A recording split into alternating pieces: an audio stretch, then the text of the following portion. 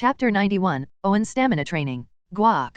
William rolled on the ground in pain after failing to dodge Owen's attack. Does it hurt? Owen asked while twirling the wooden staff in his hand. Unfortunately, I don't plan on healing any of your injuries. William gritted his teeth as he propped himself up off the ground. He then grabbed his own wooden staff, that was lying a few meters away from him, before facing the old man who had a smug look on his face. The red-headed boy couldn't believe that someone as old as Owen was an expert in close combat. He thought that the life magus was only a support type and had underestimated him greatly. What's wrong? Owen asked while stifling a yawn. Is that it? William roared as he charged forward. He used the movement technique of the Disciple of Thunder, Heavenly Phantasm, to get behind Owen before using the Lightning God War art that he had learned. Flashy, but no substance, Owen said as he casually did a backhand strike that sent William flying backwards. Learning new professions sure is nice, but, without any proper foundation, it is nothing but a skill used for entertainment. William spat blood on the ground as he stood up with shaky legs. He channeled all his strength into his foot and charged forward once again. When he was only a few meters away from Owen, he immediately stopped and looked behind the old man's back.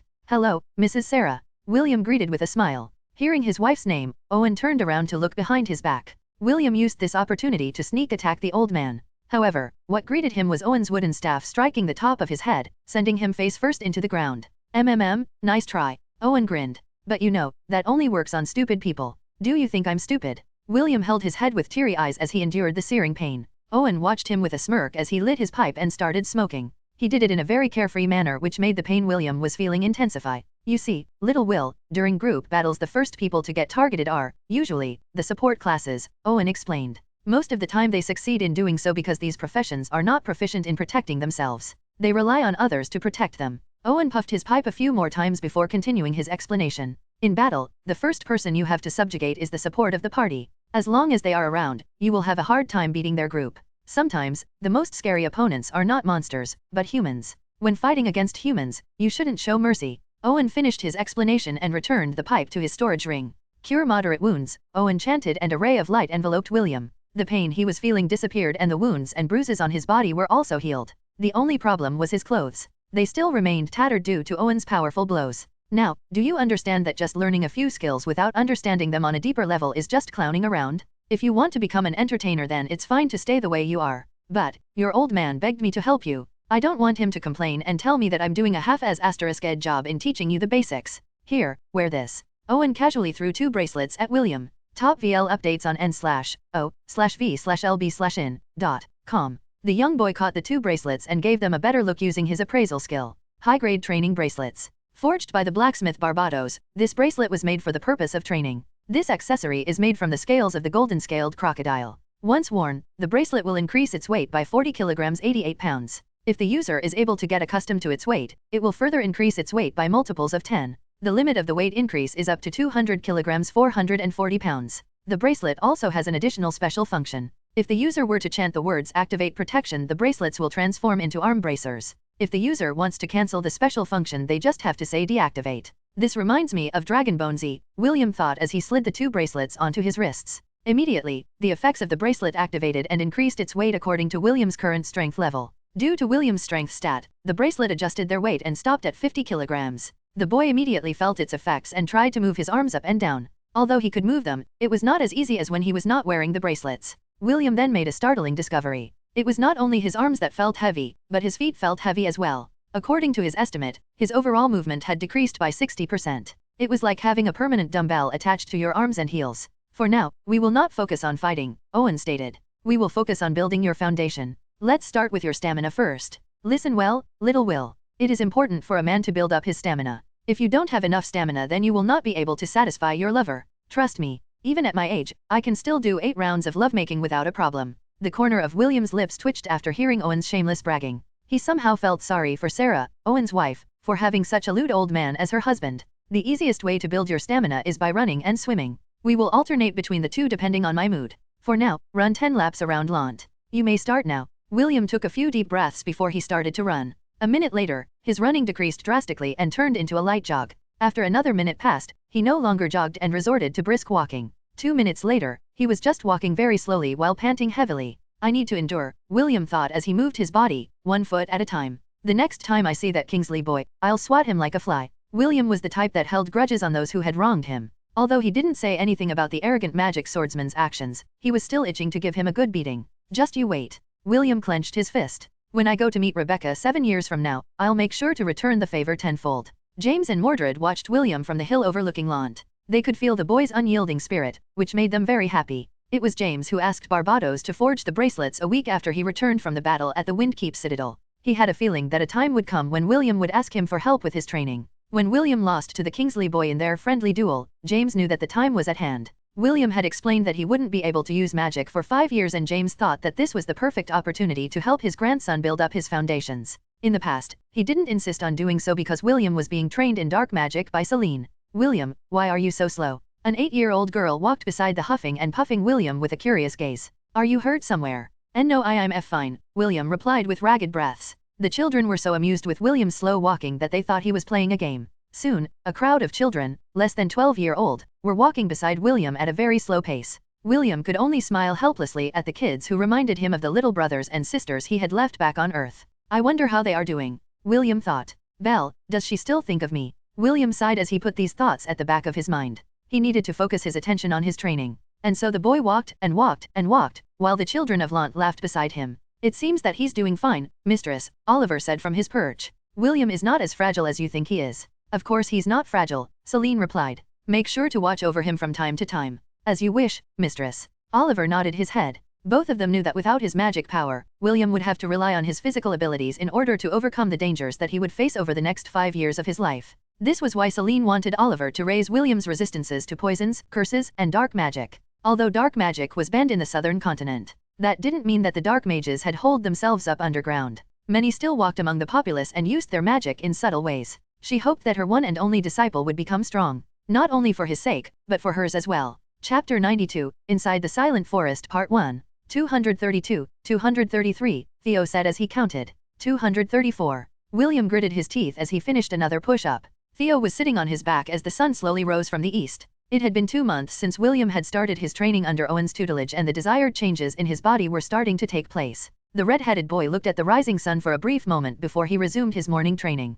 250. Theo grinned. Morning quota reached. Good job, Will. Theo, is it just me or have you become heavier as of late? William asked as his friend slid off from his back. It's just you, Theo replied as he stretched his arms and waist. Now, go. Don't keep Owen waiting. William shook his head helplessly as he waved his friend goodbye. Mama, let's go. Me. Ella, who was lying not far away from William, stood up and ran beside him. The two of them sprinted towards the Aurabro that was guarding the main gate of Lant.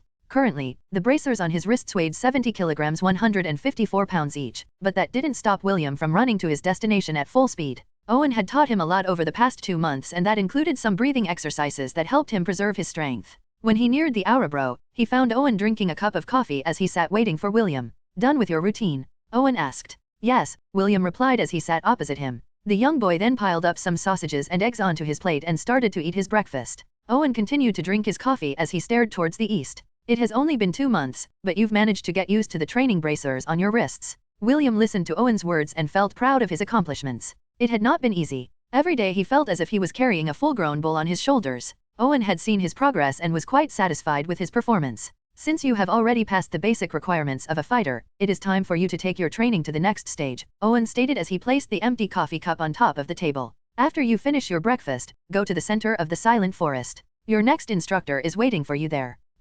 William raised his head to look at Owen. You're not the one that is going to train me. Owen smirked. I don't have a lot of free time to train a brat like you. Your grandpa only asked me to help build your stamina and prepare your body for the training that was to come. William frowned, but he still nodded his head. Who is going to be my new instructor? Someone who is stricter than me, Owen replied. He's a man of few words, but his skill is the real deal. You better be careful, William. That person doesn't know the meaning of holding back. William nodded his head. Thank you, Owen, for everything. You can thank me by getting stronger, Owen smiled. I am getting old. It's time for the new generation to step up and carry our burdens. What kind of burdens? William asked in curiosity. The burden of satisfying the beautiful young ladies, of course. Owen looked at William as if he was looking at someone stupid. Why did you think I trained you to raise your stamina? It would be embarrassing if you are one of those quick shots who can't even hold it in for 5 seconds. William spat out milk he was drinking and started coughing. The red-headed boy completely forgot that Owen was someone who liked to boast about his prowess in lovemaking. He felt bitter at the thought that the old man only trained him in order to not become a quickshot. It was just a joke, Owen chuckled. But, I was not joking about your next instructor. Be careful, William. You might just accidentally die if you don't pay attention to your surroundings. William wiped his mouth with a handkerchief before standing up from his chair. I'm off. Once again, thank you for everything. William bowed to show his respect for the life magus who had trained him for 2 months. Although it was short, Owen did a good job in strengthening his body through rigorous training. Go. Owen shooed him away with a hand. Don't keep him waiting. Also, Ella, stay here. You're not allowed to accompany William. Me. You should also start your training. Don't you want to protect William? Me. Good. Owen stood up. Follow me. Ella nuzzled William, and the latter gave her a brief hug before the two of them parted ways. There was no need to exchange any words between the two of them. Both of them wanted to become strong, and this was the perfect opportunity to do that. The source of this content n/o/v/l/n.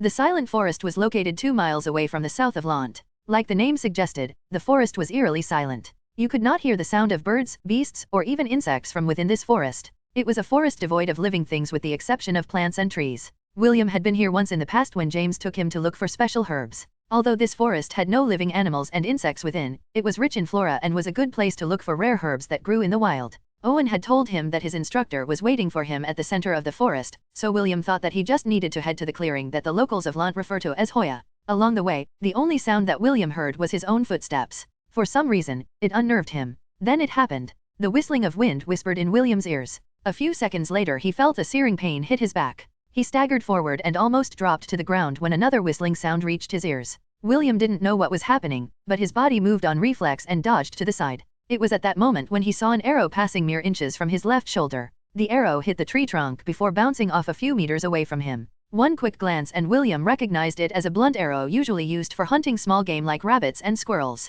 Before William could even understand what was happening, more whistling sounds echoed through the forest. The red-headed boy immediately hid behind a tree as several blunt arrows harmlessly bounced off its bark. Who are you? William roared. Why are you attacking me? Are you my new instructor? William perked his ears to listen to a reply, however, none came. Instead, he heard another whistle, but this time, it sounded different. The shepherd didn't dare to move from his hiding place because he thought that he was safe as long as he stayed in place. What happened next proved him wrong. A loud clap was heard as the tree that William used as a shield exploded before his eyes. A shockwave formed and it sent the young boy slamming into another tree without knowing what happened. William felt his entire body aching, but his instinct screamed at him to run. He immediately activated his movement technique, Heavenly Phantasm, that he learned from the Disciple of Thunder. The shepherd planned to leave the forest in order to escape from whoever it was that was attacking him. However, the attacker, hidden in the shadows, didn't allow him to have his way. Several explosions that almost tore William in half prevented him from realizing his goal. Left with no other choice, William changed directions and ran towards the center of the forest where his instructor would be waiting for him.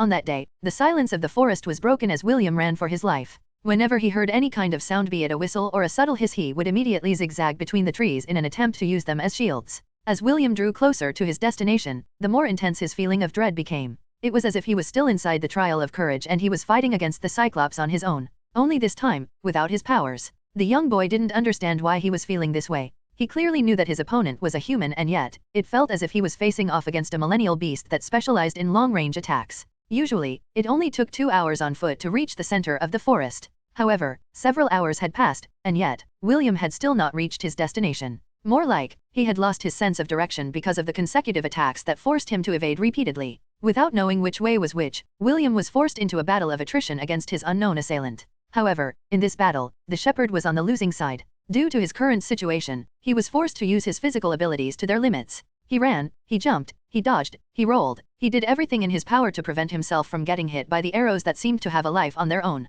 Finally, everything became dark as the sun set in the west. William was very exhausted and hungry. The sound of his stomach growling echoed in the forest. He didn't had any time to take a break to eat anything. The only thing he managed to do was to drink some water from the water flask inside his storage ring. In order to avoid getting hit, William had focused all his concentration on his sense of hearing, and didn't care of anything else aside from evading the merciless attacks that came from various directions. Before he knew it, he collapsed on the ground panting. His body had finally reached its limit. He tried to prop himself off the ground, but his body refused to move. It was then when William heard the familiar sound of the whistling wind, and then, darkness descended upon him as he lost consciousness. Chapter 93, Inside the Silent Forest Part 2. When William opened his eyes, he found himself in the same place where he lost consciousness. The only difference was that there was a leather sack bag a meter away from his face. The young boy gingerly moved his aching body as he forced himself to a sitting position. When he opened the leather sack, he found a water flask, beef jerky, and a small bottle of recovery potion. William wolfed down the beef jerky with a vengeance.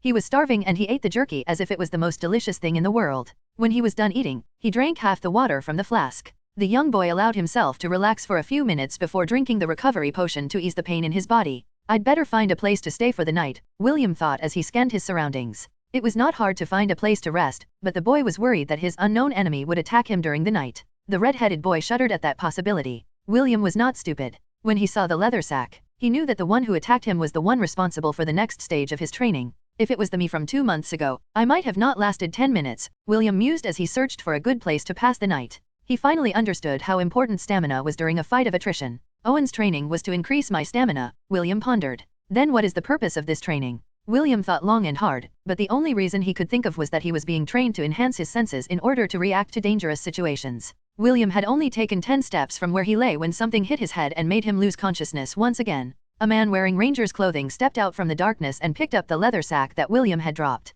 He gave the unconscious boy a sidelong glance before walking away with an indifferent expression. SHT. William cursed internally. It was the second day since he had entered the forest and his situation had not improved. In fact, it even became worse. He had just finished drinking water after waking up and a barely audible hisses pierced the stillness of the silent forest. Several arrows flew from different directions and they were all aimed at him. William activated his movement speed and dodged left, right, and center, but the arrows kept on hounding him. This time, the arrows were literally hounding him like homing missiles. No matter how he dodged, they kept on coming back. FCK. William cursed for the umpteenth time as he summoned his staff to help deflect the arrows. His parry skill activated and deflected some of them, but he was pushed back every time he did it. The arrows were surprisingly sturdy and seemed to be made from a very hard metal. If he was not gripping his staff tightly, it might have already flown out of his grasp. Another day of cat and mouse ensued and it only eased up when the sun was at its peak. William almost collapsed from exhaustion due to lack of food and water. It seemed that the cat had left the mouse to allow it to get something to eat and drink.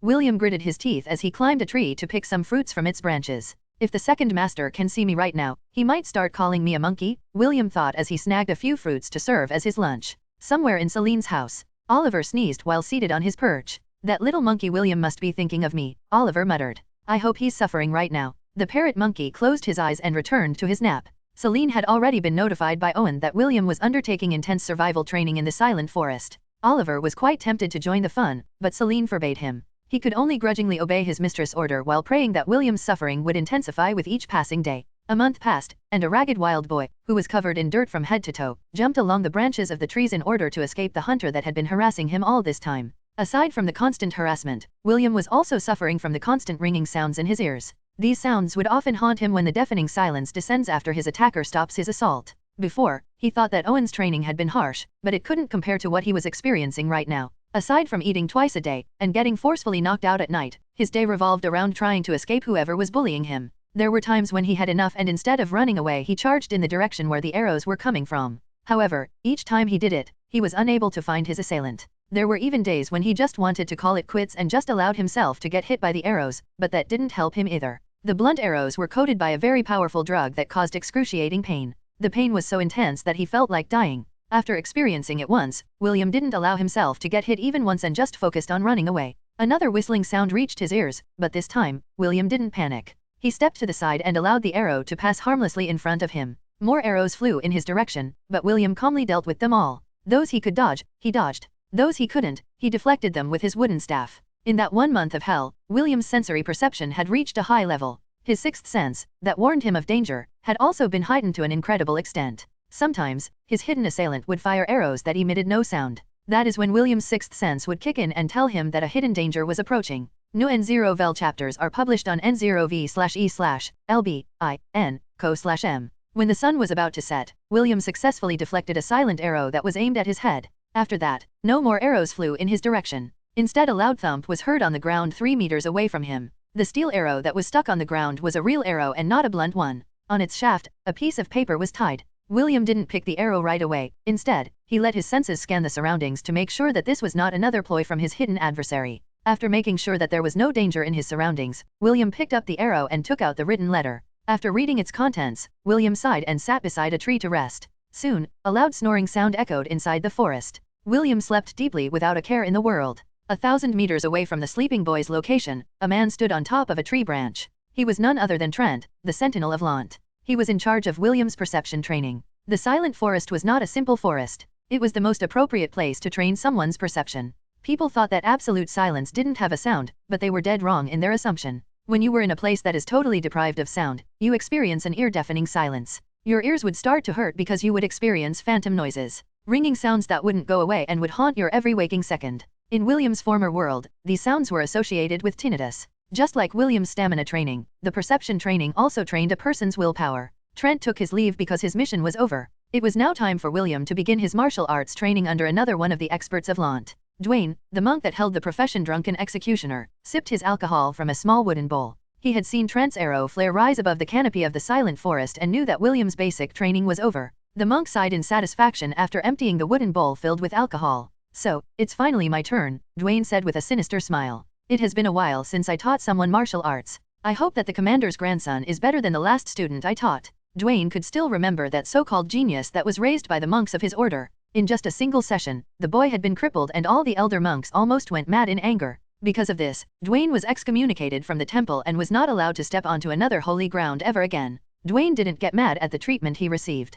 He even felt liberated because he was sick and tired of being a goody two-shoes. He roamed the land doing anything he pleased. Sometimes he would wipe out bandit groups along the way, sometimes he would become the bandit and terrorize the innocent souls who were unlucky enough to cross his path. That was how he got his nickname, the Drunken Executioner, because he would always be seen carrying a jug of alcohol with him when he committed these nefarious acts. He only stopped his rampage because he had encountered James, who was guarding the merchant group that he had chosen to attack. With just a single slap from the old man, Dwayne and his short-lived tyranny came to a complete stop. James was supposed to bring him back to the authorities, but changed his mind halfway there. Since then, Dwayne had become James' loyal subordinate and followed him like a tail. He was someone who respected the strong, and James was by far the strongest person that he had met in his life. Well, since you are Commander's grandson, I guess you will not break that easily, Dwayne muttered as he stared at the alcohol-filled bowl in his hands. The monk's eyes narrowed as he stared at the silent forest in the distance. He had always wondered what it felt like to have a disciple. Dwayne knew that William was already Celine's disciple, so he had already given up taking him in as his own.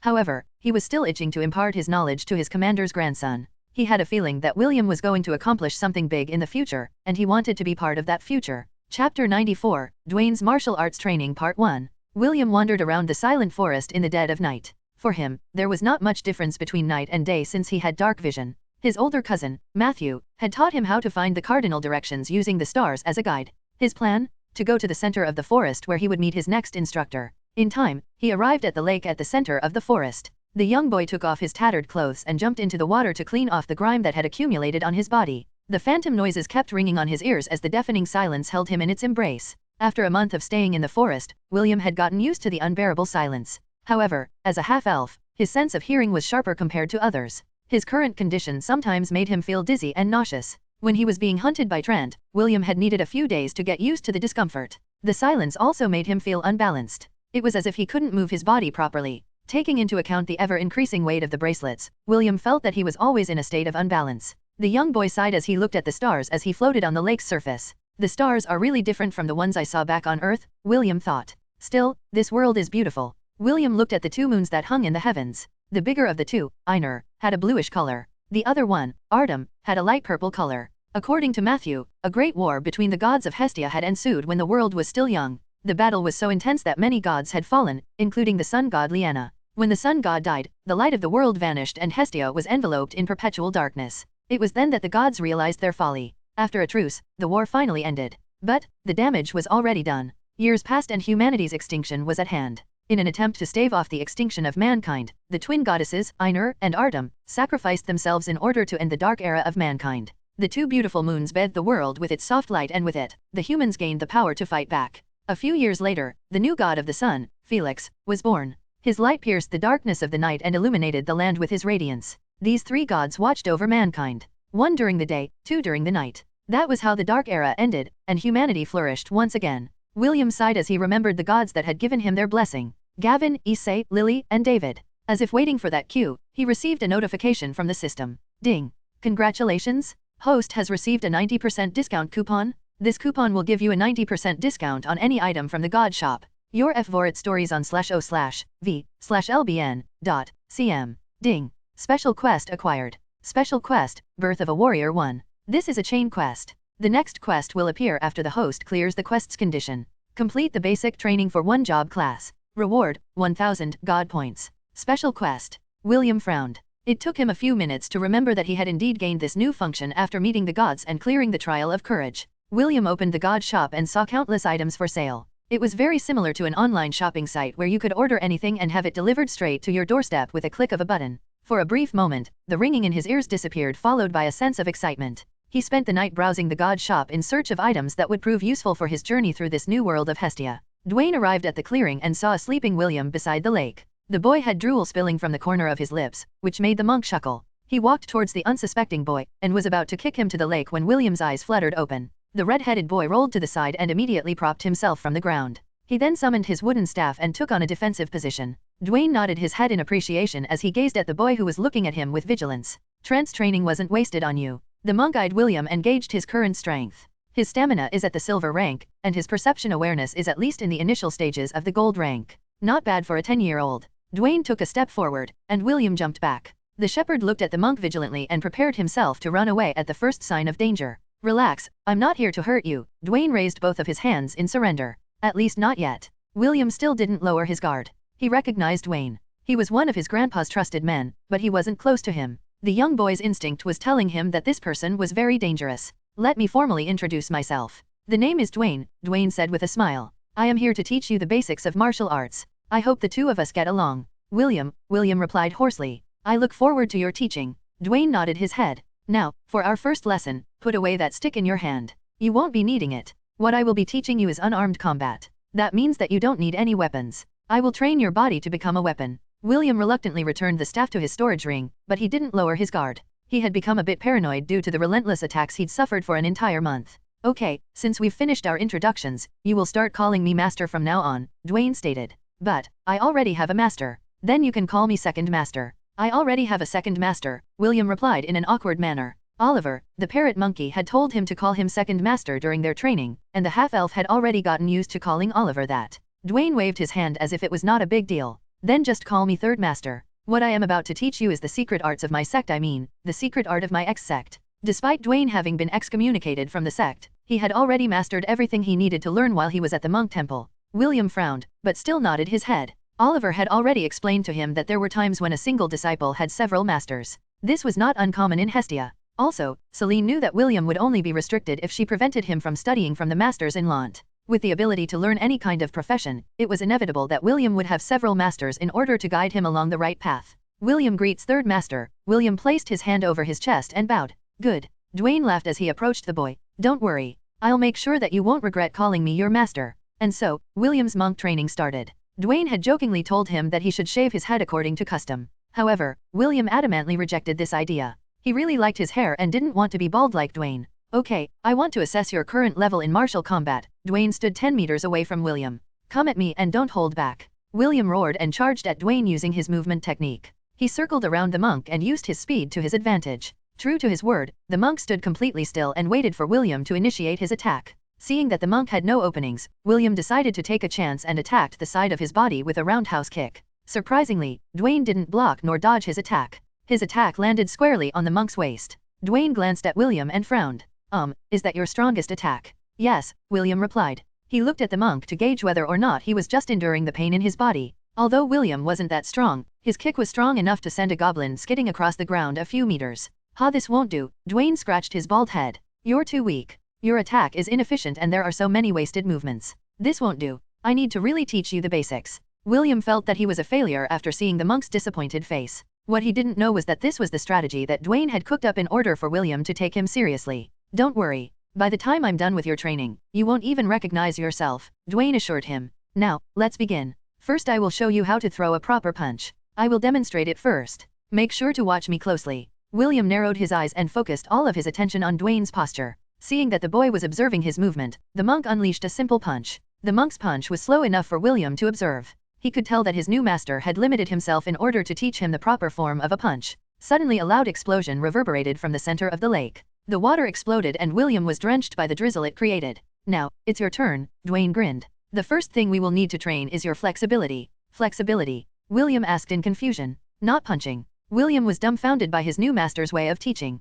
After showing him such an awesome punch, the red-headed boy was itching to practice punching like him. What he didn't know was that this was another scheme that Dwayne had cooked up in order for William to get invested in monk training. Why should we train with punching when you punch like a little girl? Dwayne looked at him as if he was stupid. Let's start first with the basics. Flexibility and balance training. We can move to punching after you master the drills I will be giving you. Chapter 95, Dwayne's Martial Arts Training Part 2. William gritted his teeth as he stood on 2 wooden poles in the horse stance position while supporting a log in his hands. He had been in this position for 5 hours, and sweat was oozing out of his body. At first, he thought that this training was going to be easy, but facts showed that it was harder than he thought it would be. Dwayne was seated not far away from him drinking alcohol out of a wooden bowl. A spear protruded on the ground and was aimed at William's little brother. The moment he broke his stance, or lowered his body, little William was going to get pierced by the spear, and the red-headed boy had no intention of becoming a eunuch. Because of this, he gritted his teeth and focused his concentration on his balance. With each day that passed, the weight of the log increased. Tears streamed down William's face as he endured each day of his training. He still wanted to have a girlfriend, so losing little William here was not an option. After 3 weeks, Dwayne thought that it was about time to move to the next phase of his training. The red-headed boy thought that his torture was over, but another round took its place. The monk ordered William to crawl 20 laps around the lake while he sat on his back. After yet another week, Dwayne changed his training routine again. This time he was told to do splits. William thought that he would just be doing splits on the ground, but Dwayne said that what he was thinking was for girls. The monk dragged William to the familiar wooden poles and asked him to do a split using the poles as support. Third Master, see, can you remove the spear? Cold sweat dripped from William's forehead as Dwayne placed the spear under his little brother. Must we do it like this? It's fine, Dwayne assured him. Don't worry. If your little brother gets stabbed, I will take you and run to Lund to have Owen take a look. Everything will be fine, probably. $% and dollar. William cursed the bald monk internally. If little William was injured and was unable to recover, he was prepared to fight Dwayne to his dying breath. 2 months of training passed and William felt his body became more flexible with each passing day.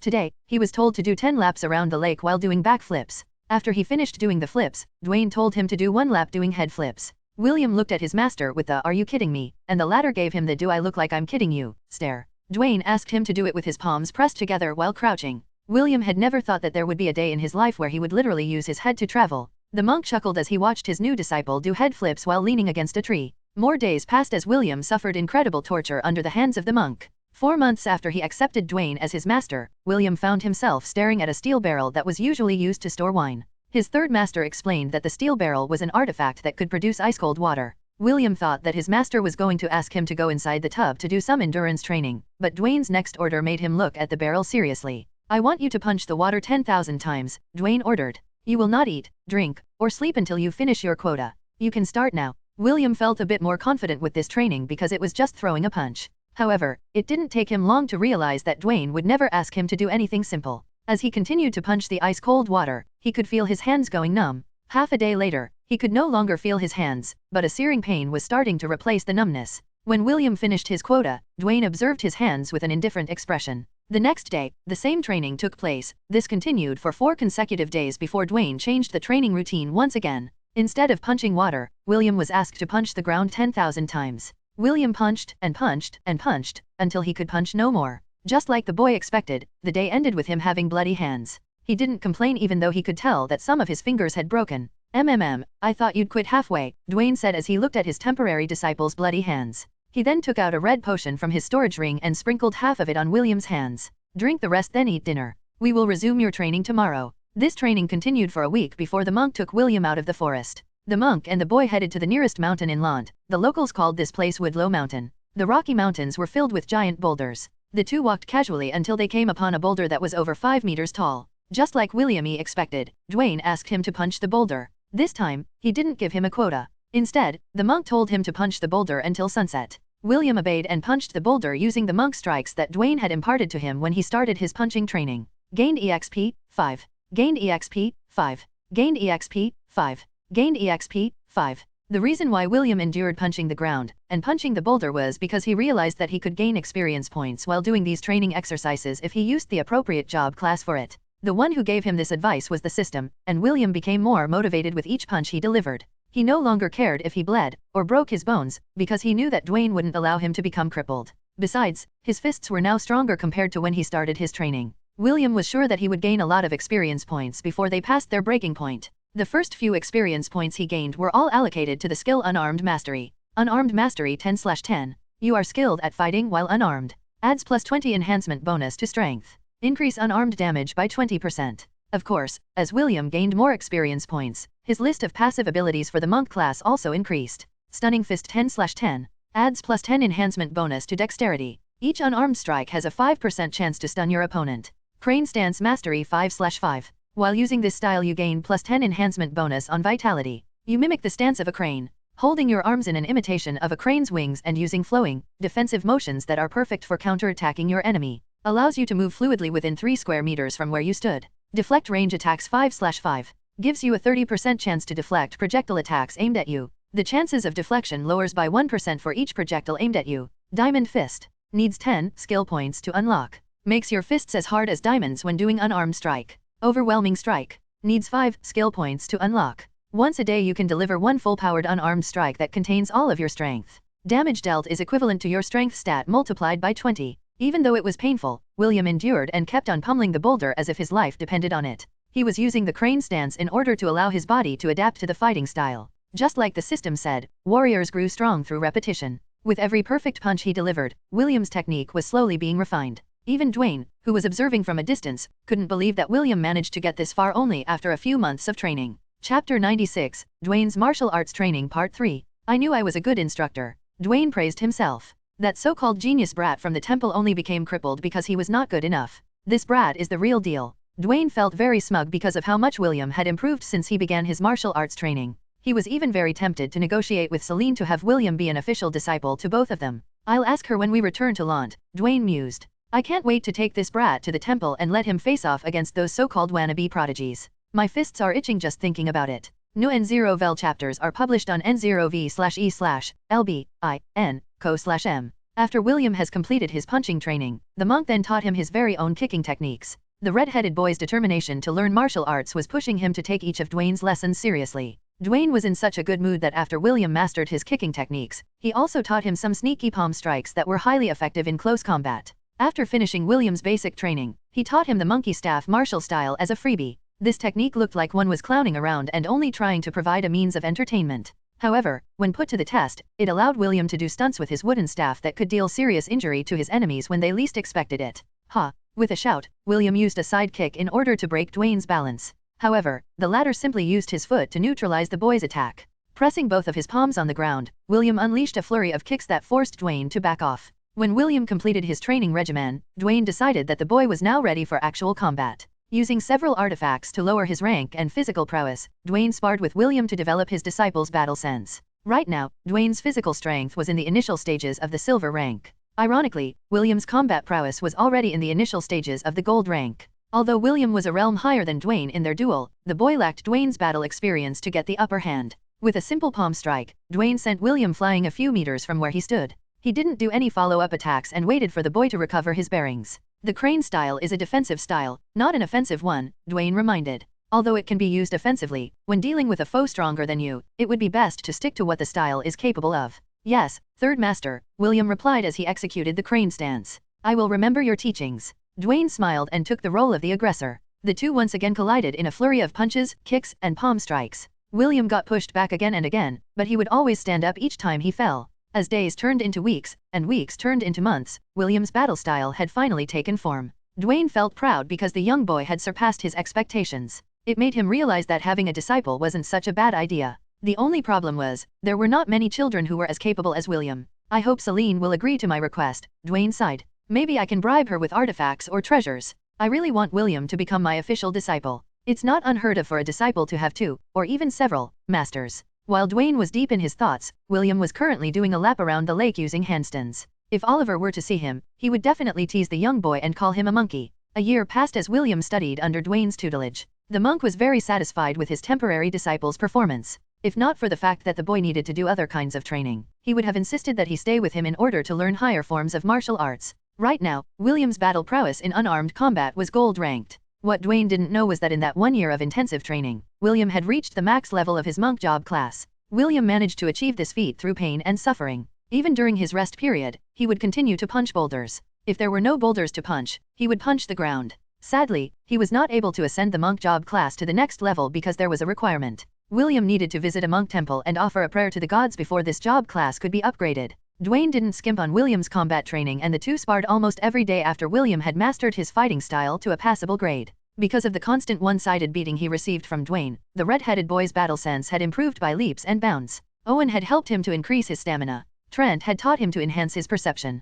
and Dwayne taught him martial arts which combined everything that he had learned in a fighting style that suited him. Although you have only been my disciple for a short period of time, I'm very proud of you, Dwayne said with a smile as he patted William's shoulder. Our lessons end here. It's time for you to go to the next part of your training. Thank you, Third Master, William replied and gave Dwayne a deep bow of gratitude. He, too, felt reluctant to stop his training with the bald monk because he could feel that he still had a lot to learn. Even so, he knew that this was the curse of the jack of all trades. He could never focus on one class alone if he wished to increase his repertoire. Let's go back to Lant, Dwayne grinned. Your next instructor said that you can have 2 days off before you start your archery training. William returned his master's grin as he nodded his head in acknowledgement. The boy looked in the direction of Lant with anticipation. He was looking forward to the next set of training that was waiting for him. Chapter 97, Hitting the Target Part 1. Call me, Big Brother, William said slowly. Bigbrother. Call me Grandpa, James coaxed. Grandpa. Instead of an answer, what the young boy and the old man heard was the gurgle of a baby.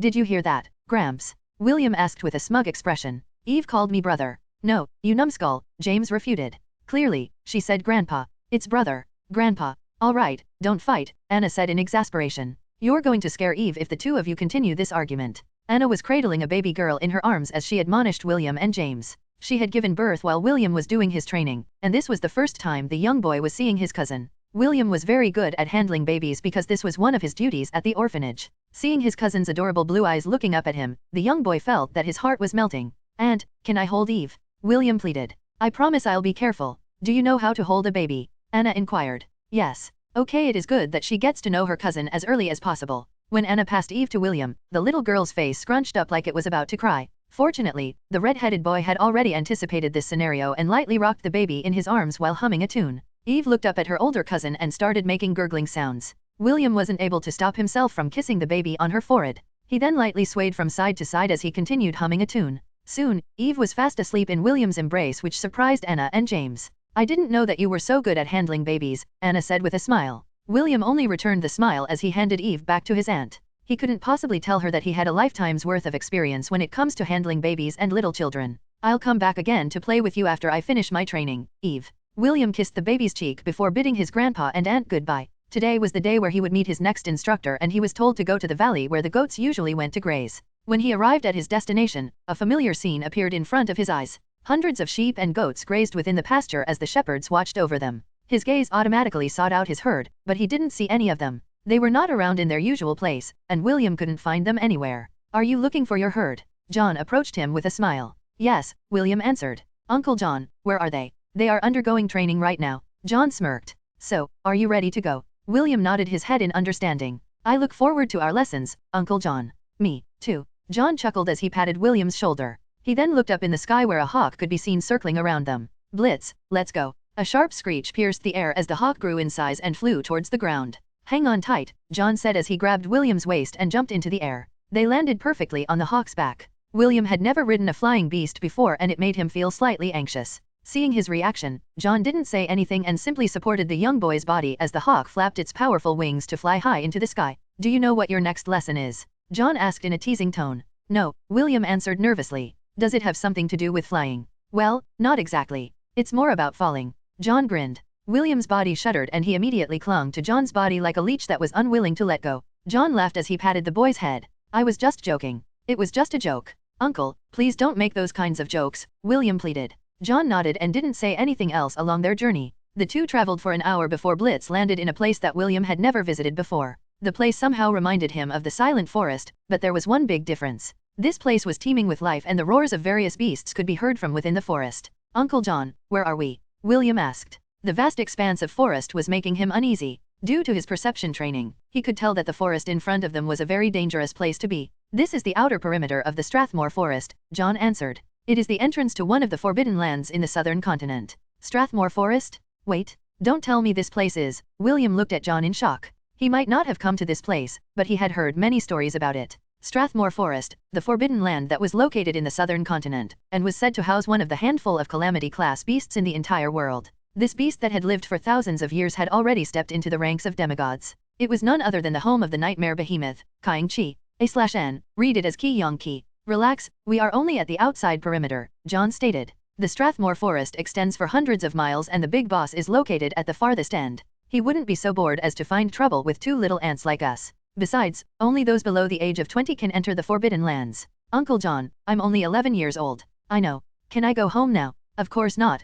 John firmly gripped William's shoulder. Don't worry, we won't be going to the depths of the forest. We'll just play at the outer perimeter. Aren't you excited? Yeah. I'm so excited. William said in a sarcastic tone. John chuckled and took out a small bow and a quiver filled with arrows from his storage ring and handed it to William. Have you used a bow before? John asked. No, William replied. The reason why I brought you here is to teach you archery, John explained. Bear in mind that we will not leave here until I am satisfied with your performance. Do I make myself clear? Yes. William nodded his head. To be honest, he had always wanted to learn archery. When he was still back on Earth, he would often go near the archery club to peek at Belle's archery practice. Not only was she the #1 beauty in the academy, she was also a very talented archer that had won many awards and gold medals from competitions all over the country. William had often thought of joining the archery club in order to be close to her, but his ailment prevented him from doing so. The image of the black-haired beauty made William grip the bow in his hand tightly. Although he wasn't able to learn archery on Earth, it was not too late to learn it on Hestia. I like your eyes, John praised as he looked at William's light green eyes that were burning with determination.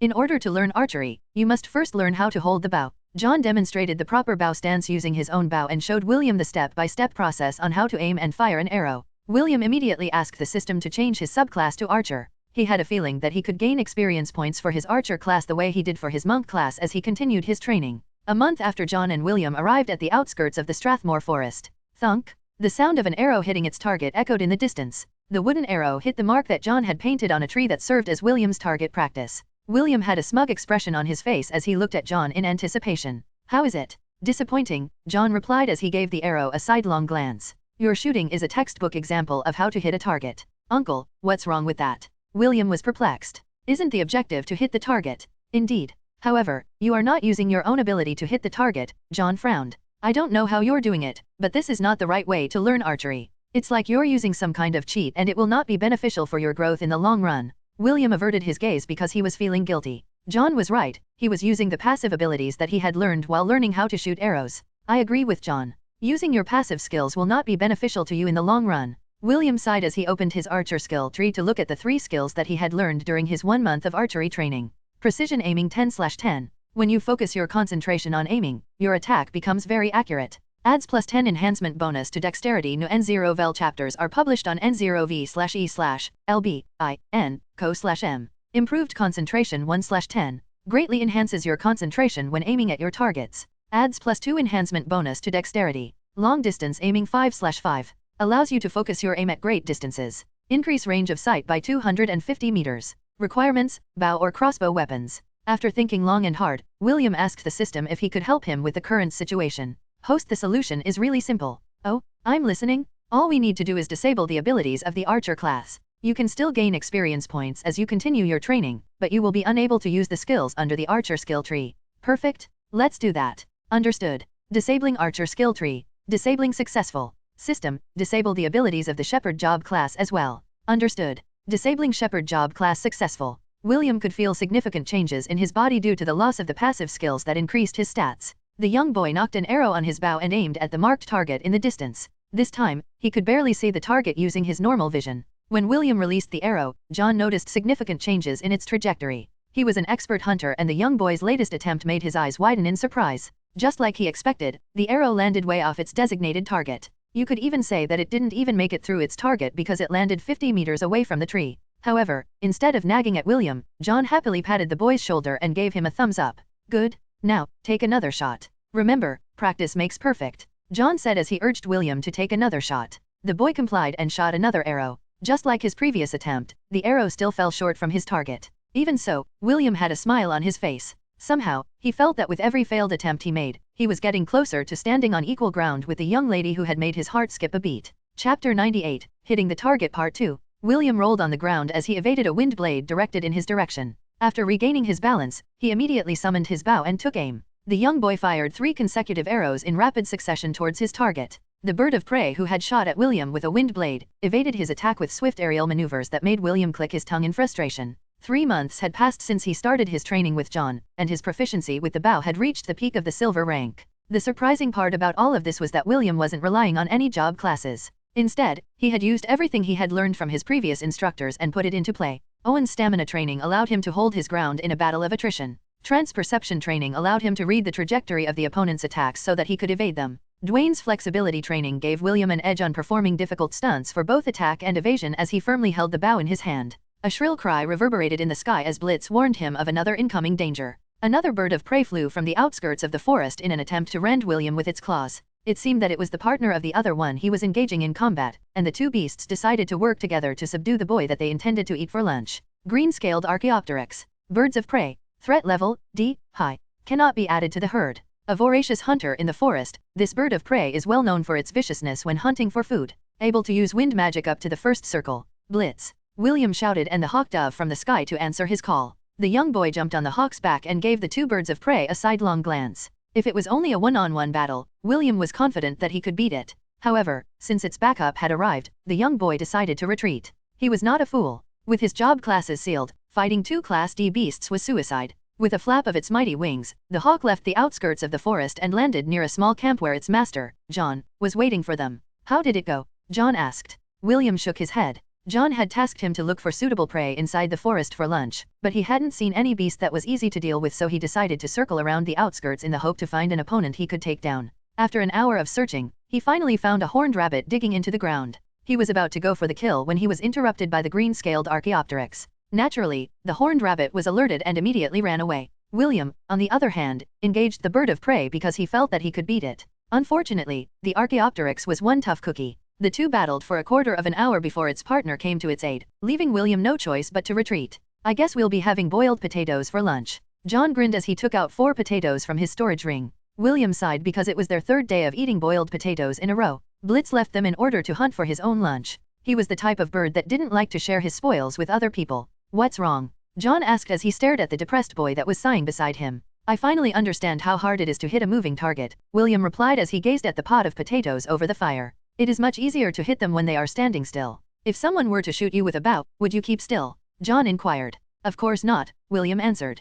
I don't want to die. Correct. John nodded his head. Naturally, the beasts you are fighting against don't want to die either. However, that's just how the world works. It is either you are the hunter or the prey. These two roles could interchange at any point in time. 1 minute you are the hunter, the next second you are the hunted. William knew that John was telling him the truth. It was the same when they fought the hobgoblin shaman for the first time. They were the hunters, but they kicked a steel plate. In the end, the tables were turned and the hobgoblin shaman almost wiped out their entire party. Then, how do you hit moving targets? William inquired. He was hoping that John could give him some advice. Predict where they will move next, John replied. This is why I asked you to hunt for our food. You need to use your perception and predict your target's next moves. That way, you will be able to land a hit on them. Predict? William frowned. The movements of the green-scaled Archaeopteryx were too erratic for him to predict. What William didn't know was that aside from archery, John's role was to teach him to read his enemy's body language. All martial artists were proficient in this field, but hunters were the ones who paid extra attention to their targets. Hitting your enemy from a distance is no easy feat. It required strong concentration and perception in order to land a hit on your target's body. John's profession was an aerial cavalier. He was a hunter that specialized in shooting his targets from the air while riding his mount, Blitz. The thing that he was proficient in was hunting moving targets. This was why he was able to hold the Strathmore horned wolf at bay until James and the others arrived as his backup. Another month passed and William had gotten used to hunting on the outskirts of the Strathmore forest. Thanks to John's advice, he was able to hit his target 6 out of 10 tries. Although the hit rate was just barely passable, it was a great improvement in William's archery skills. He had just killed a wild boar when he heard the cries of birds in the forest. William's sixth sense warned him that danger was approaching. The young boy didn't even think twice and ran towards the exit for the forest. Although he felt regret for needing to leave the wild boar behind, his life was more important. He had just traveled a mere 20 meters when a black-winged panther lunged at him from the side. William had already jumped to his left, but the panther's claws still managed to land a scratch on his chest. Fortunately, it wasn't too deep, but it still dyed William's clothes with his blood. William looked at his assailant with dread as his appraisal skill identified the creature in front of him. Shadow Fang. Winged Black Panther. Threat level, C, mid. Cannot be added to the herd. A panther that liked to stalk its prey from behind before delivering a fatal strike. Beautiful, yet ferocious, this beast is a difficult adversary on land and in the sky. System unlock my job classes now, William ordered. He knew that now was not the time to withhold his strength because he was fighting against an opponent that was stronger than his mama Ella in her war ibex form. William wouldn't take his chances against such an opponent. Unsealing job classes. Seal has been lifted. Host's abilities has been successfully unlocked. William felt his body getting lighter and stronger after his abilities were unsealed. System, switch my subclass to monk. William stored his bow inside his storage ring and ran away in haste. He zigzagged through the trees using his movement speed. Heavenly phantasm. The shadow fang looked at him in disdain as it jumped from branch to branch in pursuit of its prey. When the panther was about to jump to the tree near William, the boy kicked the tree bark with all his might, splitting the tree in two. The sudden change caught the panther by surprise as it flapped its wings to adjust its landing. William chose that opportunity to charge towards the shadow fang and deliver the most powerful trump card in his monk arsenal, which was the Overwhelming Strike. Overwhelming Strike. Once a day you can deliver one full-powered unarmed strike that contains all of your strength. Damage dealt is equivalent to your strength stat multiplied by 20. Knockback effect. A powerful clap resounded in the forest as William's fist connected with the panther's leg. The panther roared in pain as it was knocked away by William's full-powered strike. Its front leg was bent at an unnatural angle, which proved that the boy had successfully crippled his attacker. However, the battle was not over yet. The panther flapped its wings and several feathers flew in William's direction. The wings of the shadow fang were as hard as steel and it could use their feathers as ranged weapons when dealing with its enemy. William bent his body in an unnatural angle to evade the feathers, which was only possible because of his flexibility. After dodging the attack, William ran away because this was his only opportunity to do it. He hoped that the winged panther would call it quits and leave him alone. Sadly, no one heard his prayers as a vengeful roar echoed through the forest. Even though its front leg was crippled, the shadow fang could still move its body by flying in the air. When William exited the forest, the shadow fang was already above him and was prepared to take his life. It was then when a loud shriek pierced the sky and Blitz collided with the winged panther with its talons poised to strike. The shadow fang was forced to abandon its plan to bite William's head off from his body and turned to clash with the hawk who dared to get in its way. The panther and the hawk engaged in a fight in close combat as they clawed, pecked, swiped, and bit each other in the air. William could only watch the spectacle unfold as the two beasts fought tooth and nail against each other. "Stop playing around, Blitz," John said as he appeared beside William. "Don't play with your food." Blitz cried out reluctantly as it looked at the panther with a sneer. The shadow fang felt that something was wrong, but it still continued to attack the hawk in front of it. The hawk's body grew in size until he was as big as two buses combined. He lashed out his sharp talons against his enemy and left deep gashes on the panther's chest. The shadow fang knew that it was in trouble and decided to run away. But Blitz didn't give it a chance to do that. The hawk's talons tore the wings off of the panther's body. The shadow fang roared in pain as it crashed to the ground head first. New N0vel chapters are published on N0v/e/LBIN/co/m. Blitz was about to deal the finishing blow when a whistling sound tore through the air. An arrow flew towards the panther's open jaw and pierced through its head. Seeing that its enemy died before its eyes, the hawk gave William the "Day fuck are you doing bro?" stare. Clearly, Blitz didn't like its prey getting kill-stealed by someone else. William, on the other hand, had a smug look on his face as he landed the killing blow to the beast who almost took his life earlier. Gained EXP, 10,000. "Uncle John, so this is what it's like to predict your enemy's movements," William said with a smug expression. "Everything went according to my plan." The corner of John's lips twitched as he looked at the shameless boy beside him. "Just which part of what happened was part of your plan?" This was what Blitz and John wanted to ask the smug-faced boy who was looking at the panther's corpse with greedy eyes. For a brief moment his gaze reminded them of what James looked like when he was about to rob a bandit's camp of their treasures. Chapter 99, Long Time No See, Master. William was hunting as usual when two green-scaled Archaeopteryx attacked him from his left and right side. When their sneak attack missed, the two birds of prey circled around the boy using their erratic movements with the intention of confusing him. The red-headed boy calmly knocked an arrow on his bow and pulled the string as far as he could. He didn't even bother to look at the Archaeopteryx that was about to peck him from behind. Instead, he stepped aside and bent his body in an angle that allowed the beast to pass harmlessly by the right side of his body. It was then when William released the string and the arrow embedded itself on the Archaeopteryx's back. The beast cried out in pain, but it didn't last long because another arrow had embedded itself in its head, causing it to fall on the ground, dead. This time, the boy wasn't using a normal arrow. It was a steel arrow forged from the steel wings of the winged panther. The bow in his hand was also different from the one he used in the past. It was a special bow that Barbados had made for him while he was busy training his archery skills. The difference between his old weapon and his new one was like comparing a flintlock with an automatic shotgun. The penetrating power of both ammunition and weapons were miles apart. The other Archaeopteryx shrieked in anger when it saw that its partner had died. It flapped its wings in a flurry as it shot several wind blades in the boy's direction. William calmly dodged these attacks as he knocked another arrow on his bow. The boy pulled the string of the bow and grinned evilly. "This is payback for the time the two of you bullied me." The moment William released the string, the fate of the Archaeopteryx was sealed. The arrow flew straight and true, piercing the beast's head and ending its life. The bird of prey became an easy target because it had lost all reason and attacked the red-headed boy directly due to anger. "Looks like we're having roasted birds tonight," William muttered as he pressed two fingers over his lips and whistled. A shrill screech answered back and Blitz scooped the two corpses off the ground. The hawk circled one more time and William jumped on its back. Both boy and hawk left the forest and returned to their encampment where John was waiting for them. "Just 7 months and you managed to reach the initial stages of the gold rank for archers," John said as he propped his chin with his fingers. "I'm really a good teacher." "Yes. You are a good teacher, Uncle John. William nodded his head in agreement. Oh, this is a surprise. I thought you were going to say that it's not that I am a good teacher, but that you are just a genius. No, William shook his head. I'm not a genius. I'm just handsome. Get your facts straight, Uncle John. You and your narcissism. John covered his face with his hand. Still, your training ended shorter than my initial estimate. Is it due to you being a half-elf? I've heard that they were natural archers, but seeing is believing. Visit no, v3lb/n.cm for new OVL. That's a possibility, William agreed.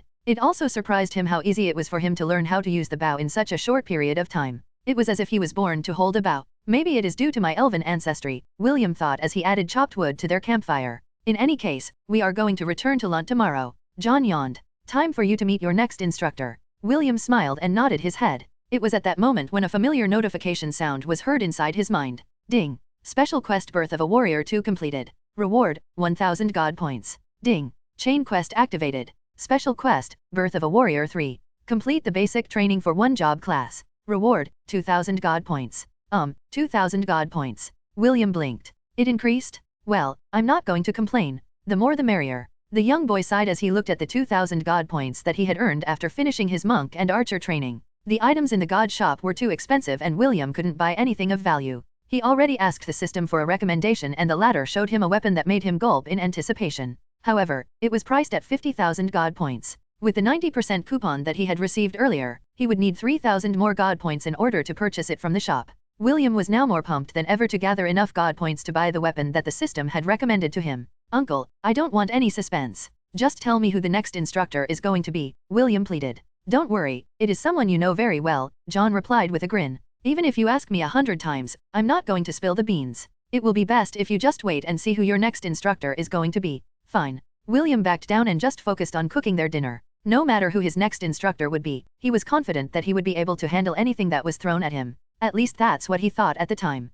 William lightly coughed as he looked at the beautiful lady in front of him. He and John had just arrived in Lunt when Sain appeared in front of him with a smile. Long time no see, master. William gave a dazzling smile that was enough for old women to give him something good to eat. Indeed, Celine replied with a sweet smile. It had been 2 years since we last saw each other. Is there anything you need from me, master? I came here to pick you up.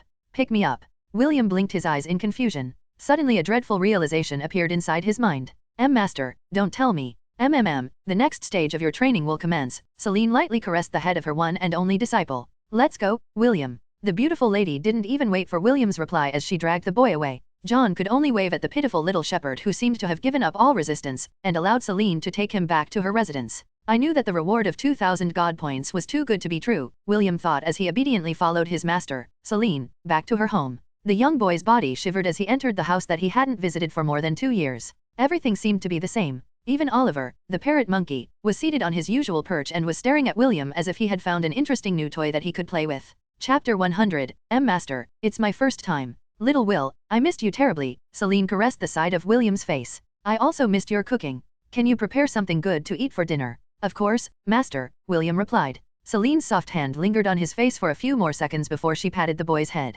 I'm looking forward to dinner, Celine winked. Do your best, little Will. Celine left it at that and went towards the stairs. William watched her go until she was no longer in sight before hurrying towards the parrot monkey who was looking at him with a smirk. Second master, master is scaring me, William said. Is she planning something sinister for me? How could that be? Oliver replied in an exaggerated manner. You know that the mistress cares for you very much. How can she probably do something sinister to you? Being poisoned, cursed, and tortured every day is not considered sinister. William wanted to spit on the parrot monkey's face, but he needed allies right now. When Celine acted like a spoiled, rich, young lady, it meant that she was planning to do something that was enough to give William a fright. Second master, just spill the beans, William pleaded. Is the master upset? Is she angry at me? Should I look for a gift to make her happy? Well, regardless of what mistress is feeling, giving her a gift is only right and proper since you are her disciple, Oliver answered. As for whether she is upset or angry at you, I don't think that is the case. Make sure to do your best in cooking dinner. Perhaps, the mistress will be so pleased that she will not do anything tonight.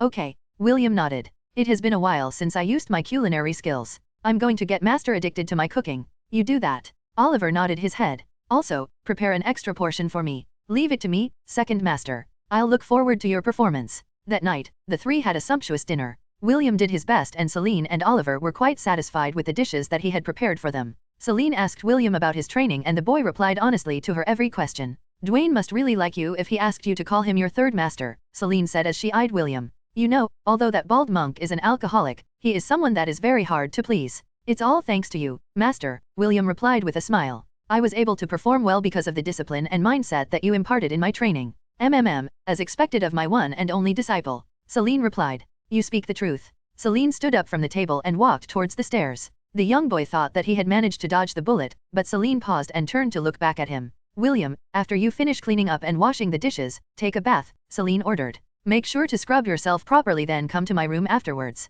The beautiful lady gave William a wink before climbing up the stairs. The red-headed boy looked at the beautiful lady's retreating figure with a dazed expression. She wants me to take a bath and go to her room later. William's heart started to beat faster. Is this one of those special events where the protagonist is able to climb the stairs of adulthood thanks to their master? Is this what Cu Chulainn experienced when he made Scathatch his master? A/N, Cu Chulainn is a great hero and a legendary figure in Irish literature. The same can be said to his teacher Scathatch, who was known as a legendary martial arts teacher who lives in the Fortress of Shadows. William's mind wandered as he completely forgot that he was currently only 12 years old. Although his mind was that of a teenager, his body was still that of a child. Oliver, who was watching the boy, smirked in understanding. He already knew that William's mental age didn't match his physical age, so he was quite amused by the young boy's reaction. You better hurry up, kid. Oliver decided to fan the flames. Make sure to clean yourself properly. Don't keep the mistress waiting. Yes, I will clean myself properly. William hurriedly wiped the table and went to wash the dishes. His current state of mind was in chaos because he was too caught up in his fantasies. William bathed himself using cold water from the well in order to calm his wildly beating heart. After making sure that he had scrubbed every nook and cranny of his body, he washed it one more time before drying himself with a bath towel. He then wore the cleanest nightshirt that he could find from his storage ring and combed his hair properly. Of course, he didn't forget to brush his teeth, not once, but thrice. An hour later, he was finally standing in front of his master's door. William took deep breaths before knocking on it to announce his presence. Come in. A soft and silky voice came from inside the room. When William opened the door, he saw Celine lying on the bed wearing a black one-piece night dress. The young boy gulped as he walked inside the room, closing the door behind him. Afterward, he stood there in a daze, not knowing what to do. What are you standing there for? Celine asked in a teasing tone. The beautiful lady patted the side of her bed in invitation. Come here. Yes, master, William replied as he stiffly walked towards the bed with mechanical movements. William sat on the bed with his back turned towards Celine. His face was already beet red from the stimulation. Don't be afraid, Celine said as she slowly guided William to lie on the bed. It will hurt at first, but then you will get used to it. His chapter is up at d/nvel, buying.co/m. Master, it's my first time, William stuttered. Please, be gentle. Celine chuckled. Her laugh was like the pealing of bells which made William's heart tremble. I can't promise that I will be gentle, Celine stated as she held the side of William's face with her soft and delicate hands. But I can promise you one thing. This will be a night you will not forget in your lifetime. Celine bent her head until her forehead came very close to William's. A flowery fragrance assaulted the boy's senses, and it made his already flushed face a shade redder. William, do you trust me? Celine asked. Her lips were merely 2 inches away from his. Not really, William replied. But this time, I'll choose to trust you, master. Very well, now close your eyes, Celine said softly. She chose to ignore William's earlier reply. Just relax and let me take the lead. Surrender yourself to the feeling until both of us become one. Why yes. I will surrender myself to master and let her take the lead. Good boy. William closed his eyes and relaxed his body. However, he still puckered his lips and waited for Celine's next move. The beautiful lady saw his expression and almost laughed out loud. She just calmly placed 2 slender fingers to block the boy's lips as she pressed her forehead against his. Synchronization, Celine muttered. William felt his body shudder as he lost consciousness. However, at the very last second, before his senses faded, he felt something soft and warm touch his lips. This was the last thing William remembered before his world was suddenly engulfed in darkness.